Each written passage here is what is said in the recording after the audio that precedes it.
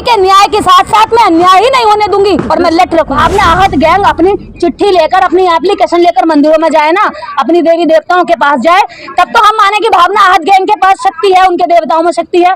अगर उनमें मैं ये सवाल कर लेती हूँ कि सरस्वती के पास कितनी डिग्री है, माँ सरस्वती ने कितने स्कूल खोले हैं, माँ सरस्वती ने शिक्षा के क्षेत्र में क्या काम किया है, तो दूसरा हिंदू मुझ हिंदू पर FIR कर देता है। ऐसा हिंदूवाद बनाना चाहते हैं जहां पर लोग गूंगे हों, जहां लोग रक्षाबंधन के दिन उसकी माँ राखी बांधने जाती है अपने भाई को, वहीं किसी और का भाई उसकी बच्ची के साथ बलात्कार कर देता है। यहाँ पर दिखावे के लिए लोगों को हिंदू बनाया जा रहा है, लेकिन हिंदू के अंदर उस तहखाने में रहने वाले दलितों को, शूद्रों को, अछूतों को कब आजादी मिलेगी, ये भी तो देश की सरकार रुपए के घड़े को आप ज्यादा कीमती मानते हैं। एक बच्चे की जान आपके लिए कीमती नहीं है। हम कोई आतंकवादी हैं?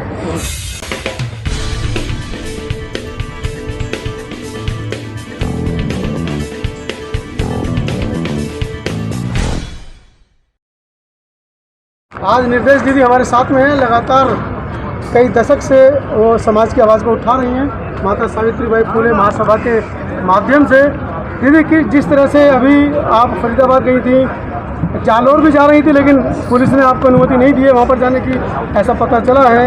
क्या आपका वक्तव्य रहेगा ऐसी घटनाओं पर? देखिए, हम लोग अन्याय के खिलाफ जब भी जाते हैं, घर से निकलते हैं, हमको बंदी बनाने की कोशिश की जाती है। क्या हम कोई आतंकवादी हैं? क्या हम कोई ऐसे लोग हैं जो संविधान को नहीं मानते? हम संवैधानिक दायरे में हम रह करके जा रहे हैं। उन सड़कों पर सब चल सकते हैं, लेकिन न्याय की लड़ाई लड़ने वाले उन सड़कों पर नहीं चल सकते। तो इस तरह से तो पुलिस प्रशासन हमारे संवैधानिक हकों और अधिकारों का ही हनन कर रहा है। एक तो आप देश के अंदर इस तरह की घटनाएं सरकारों की नाक के नीचे होती हैं, जहाँ पर आज जहाँ आज़ादी का 75वां अमृत महोत्सव मनाया जा रहा है, वहाँ पर एक बच्चे को छुआछूत के चलते एक घड़ा छूने भर से ही उसकी हत्या कर दी जाती है। वहाँ पर आप अगर न्याय मांगने के लिए लोग निकलते हैं तो आप लोग हमें नज़रबंद करते हैं, हमारे रास्ते रोकते हैं। तो ये इस देश की सच्चाई है। आज भारत के अंदर अगर हम कहें कि भारत आज़ाद हो गया है, तो भारत वास्तव में आज़ाद नहीं हुआ है। भारत की आज़ादी के अंदर अभी एक आज़ादी, एक गुलामी अभी भी इसके अंदर बची हुई है, जिस गुलामी को अगर हम देखें तो उस गुलामी के साथ उन लोगों से बात करिए जो वास्तव में आज भी भारत में रहते हैं। अगर आप कहें कि राजस्थान में जातिवाद नहीं है, आज स्ट्रीम मीडिया लिपापोती कर रही है इस घटना को दबाने की, तो आप खुद जाकर के राजस्थान देखिए। कल हम लोग भी जा रहे हैं दोबारा से, लेकिन हम अब की बार एक काम और करेंगे कि वहाँ के स्कूलों में जाकर के सर्वे करेंगे कि क्या वास्तव में वहाँ पर अलग घड़े रखे जाते हैं या अलग घड़े नहीं रखे जाते हैं, तो पानी किस तरह से स्टूडेंट और टीचर्स पीते हैं। तो ये देश के अंदर एक सर्वे भी होना चाहिए, ईमानदारी के साथ सर्वे होना चाहिए कि कितने स्कूलों में आज भी ऐसा है कि जहाँ पर टीचर्स के घड़े इसलिए अलग रखे जाते हैं कि जाति की पवित्रता बनी रहे। जाति की पवित्रता को बनाए रखने की इतनी हनक है यहाँ के लोगों में कि बच्चे तक को मार सकते हैं, लेकिन 40 रुपए के घड़े को आप ज्यादा कीमती मानते हैं। एक बच्चे की जान आपके लिए कीमती नहीं है। जहाँ जिस घड़े को बनाने वाला भी शूद्र होता है, जिस शूद्र को आप अपवित्र कहते हैं, पैरों से पैदा या उत्पन्न हुआ कहते हैं, उसी शूद्र का बनाया घड़ा आपके लिए शुद्ध हो जाता है, लेकिन उसी घड़े को छूने वाला दलित आपके लिए अपवित्र और अछूत हो जाता है। ये देश के अंदर बेहद जघन्य अपराध हो रहे हैं। जो कहते हैं ना ISI वाले जो आतंकवादी हैं, ये आतंकवादी उनसे भी ज्यादा खतरनाक हैं, क्योंकि उन आतंकवादियों की हम पहचान कर सकते हैं, शिनाख्त कर सकते हैं, उनसे बच सकते हैं, लेकिन इन आतंकवादियों की तो हम पहचान भी नहीं कर सकते, बगल में बैठे होते हैं। क्योंकि ये आतंकवादी की शुरुआत कैसे होती है मैं बताती हूँ। इन आतंकवादियों की जो आतंकवाद है इनके अंदर छुपा हुआ कैसे निकलता है। पहले पूछेंगे भाई साहब आप कौन हो?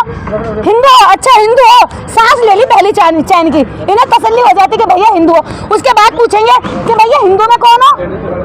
अगर हिंदू धर्म अच्छा है और हिंदू धर्म का भाईचारा इतना मजबूत है, तो हिंदू के पता होने के बाद आप पूछो नहीं ना। आप क्यों पूछते हैं कि आप कौन हैं, आपकी जाति क्या है, आपका सरनेम क्या है? अगर पड़ोस में कोई घर पे रहने आ गया तो उस पड़ोसी के साथ कितना रिश्ता रखना है, कितनी दोस्ती बढ़ानी है, कितना खाने पीने का संबंध रखना है, ये तब रखेंगे जब ये पता कर लेंगे वो उनकी जाति का है, वो दलित तो नहीं है। आप कितना भी अच्छा कपड़ा पहन कर कहीं जाएं, आप कितने भी योग्य क्यों ना हो जाएं, आप कितने भी अच्छी बातें क्यों ना कर ले, आप कितना भी संविधान को फॉलो क्यों ना कर ले, लेकिन आप जातिवाद का जैसे ही पता चलेगा तो आप उनकी नजर में नीच हो जाते हैं। क्योंकि यहाँ न्याय भी जाति के आधार पर होता है, कर्म के आधार पर नहीं होता। जैसे कि अभी इस बच्चे के साथ हुआ, अभी फरीदाबाद फरीदाबाद में एक घटना हुई, 12 साल की बच्ची को मारकर रेलवे ट्रैक की लाइन पर फेंक दिया गया, लेकिन प्रशासन की कान पर क्यों नहीं रहेंगी? जब हम लोग गए, FIR हुई, उसके बाद SDM कहते हैं कि हमें तो पता ही नहीं है घटना हुई है। मतलब उनकी पुलिस को ये पता है कि प्रोटेस्ट करने वालों को रोकना है, लेकिन उनके प्रशासन को ये नहीं पता है कि एक बच्ची के साथ इतना जघन्य अपराध हो जाता है। उस बच्ची का मुंह दबोचा गया होगा, उसकी जबड़े की हड्डियां तोड़ दी गई, जिस हड्डी को कहते हैं कि शरीर के अंदर सबसे मजबूत होती है।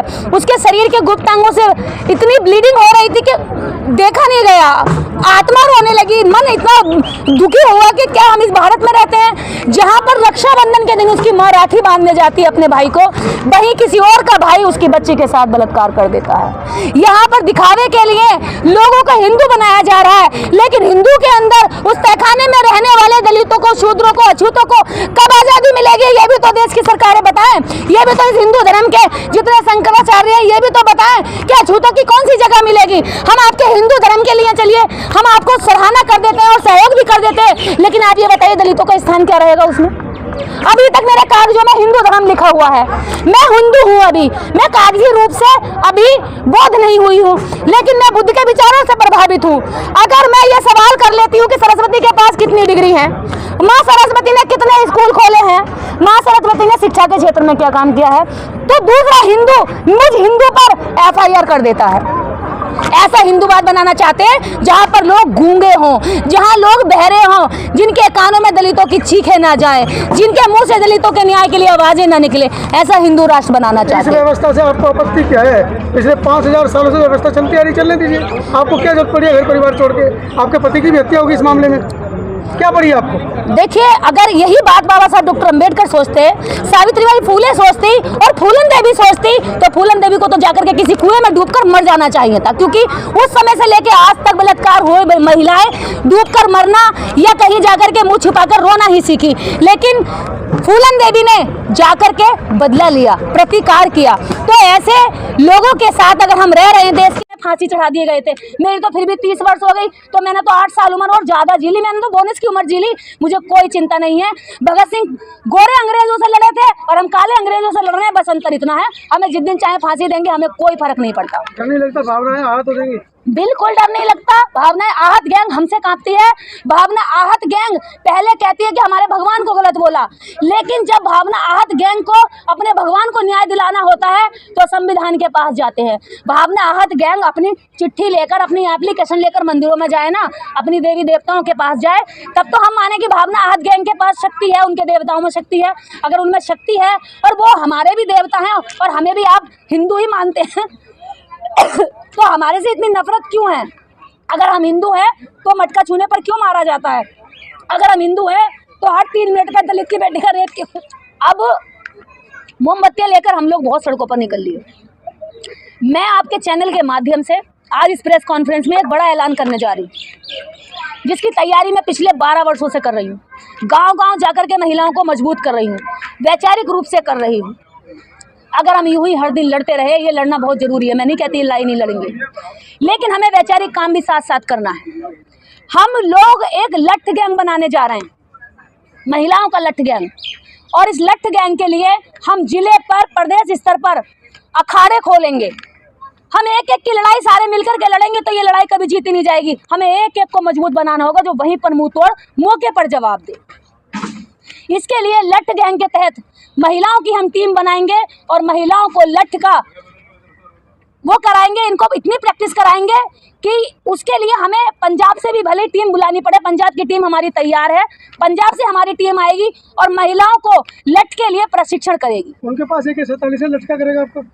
AK-47 है तो AK-47 से कितनों को मारेंगे? अरे इस समाज में बहुत संख्या है, मैं तो कहती हूँ एक को मारेंगे 1 करोड़ पैदा होते हैं। यहाँ पर संख्या इतनी है, इतनी संख्या है कि जितने मारेंगे जेलों में डालेंगे तो जेलों में जगह कम पड़ जाएगी, मारने निकलेंगे तो गोलियां कम पड़ जाएंगी, और अगर ये मारेंगे तो इनके हाथ पीछे नहीं बंधे हैं। इसीलिए संविधान में हिंसा की जगह नहीं है, आप हिंसा के लिए प्रेरित कर रही है नागरिक? नहीं, मैं हिंसा की नहीं, हिंसा रोकने के लिए प्रेरित कर रही हूँ।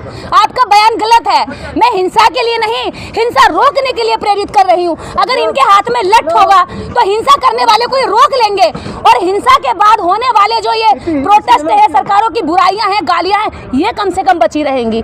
मान मर्यादा बची रहेगी औरतों की सुरक्षा बचेगी तो समाज में सुरक्षित माहौल होगा। लड़कियां बेटियां आराम से खुले में निकल सकती हैं, उनका डर निकलेगा। और ये केवल एक ही समाज की बात नहीं कर रही हूँ मैं, अगर इस लठ गैंग में किसी भी धर्म समाज समुदाय की लड़कियां शामिल हो सकती हैं, हम सबको सबल बनाने का काम करेंगे। लेकिन वो अपने अपराध को रोकने के लिए किसी की उधर उम्मीद न रखे कि वो आएगा और मोमबत्ती लगाएगा, मेरे लिए न्याय मांगेगा। वो कहेंगे कि न्याय के साथ साथ मैं अन्याय ही नहीं होने दूंगी और मैं लठ रखूंगी। कहेंगे कि न्याय के साथ साथ मैं अन्याय ही नहीं होने दूंगी और मैं लठ रखूंगी। जिन गाँव की महिलाओं को आप लठ चलाना सिखाने की बात कर रही हैं, उस गांव की महिलाओं को नींद जब तक नहीं आती जब तक उनके पति दारू पीकर घर पर ना आए और उनको तबीयत से पीटे ना, और अगले दिन FIR हो तो वही महिलाएं जाकर हाईकोर्ट में पुलिस वाले से कहती हैं हमारा पति है भैया छोड़ दो इसको। ऐसी महिलाओं की संख्या हो सकती है, लेकिन मेरे जैसी भी महिलाओं की संख्या नहीं, लाखों की संख्या में, करोड़ों की संख्या में। तो मुझे ज्यादा नहीं चाहिए। देखिए, शेरों की संख्या भीड़ में नहीं होती है, वो गिनती के गिने चुने होते हैं। जिले पर मुझे 10 महिलाएं मिल जाएं और हर जिले पर 10-10 महिलाओं की टीम बन जाए और लठ गैंग में वो 10-10 महिलाएं शामिल हो जाएं, और इसके लिए अगर हमें अखाड़े खोलने पड़ेंगे, हमें जगह की जरूरत पड़ेगी। यहाँ पर करोड़पति और अरबपति पैसे नहीं देंगे, सहयोग नहीं करेंगे। हमें समाज की आम जनता से सहयोग की अपील करती हूँ कि अपने अपने जिले में जो खाली पड़ी जगह है वो दे, ताकि अखाड़े खोल सकें, ताकि महिलाओं को ट्रेनिंग दे सकें, और ये ट्रेनिंग के माध्यम से महिलाओं को मजबूत बनाएंगे। हम हिंसा करना नहीं, हिंसा से लड़ना सिखाएंगे ताकि वो अपनी सुरक्षा कर सकें। चलिए, बहुत बहुत धन्यवाद।